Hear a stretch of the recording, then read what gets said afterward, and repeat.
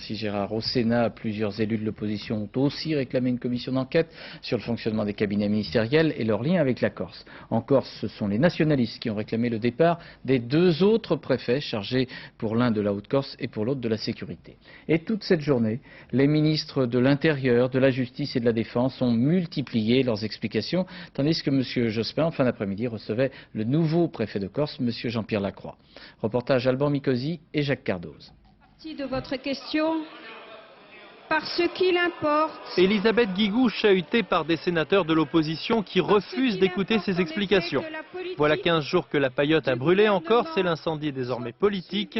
Les ministres ont tenté de le circonscrire. Nous avons pris les décisions qui s'imposaient sur les personnes et sur le GPS. Le premier mobilisé, c'est Jean-Pierre Chevènement, qui dès le matin sur les ondes reconnaît les dégâts.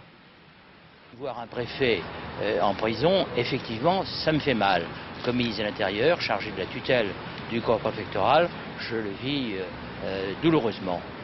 Au même moment, Alain Richard délimite clairement les rôles. Pour lui, seuls des gendarmes du GPS sont responsables et coupables. Il s'agit bien d'actes, en effet, individuels.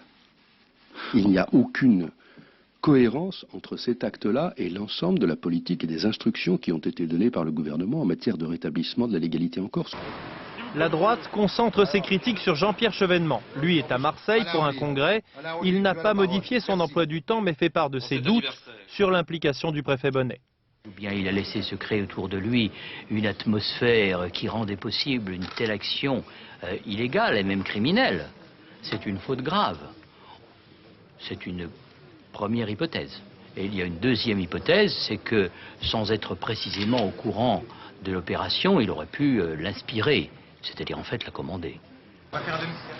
À Paris, le nouveau préfet de Corse, Jean-Pierre Lacroix, vient de passer 1h30 auprès de Lionel Jospin. L'opposition reprochait au gouvernement d'avoir au moins manqué d'autorité sur des services dépendants de lui. Matignon veut affirmer que cela ne se reproduira plus. Lionel Jospin sort, s'efforçant de paraître détendu. D'autres journées délicates se profilent avec l'audition possible de certains de ses collaborateurs par la justice.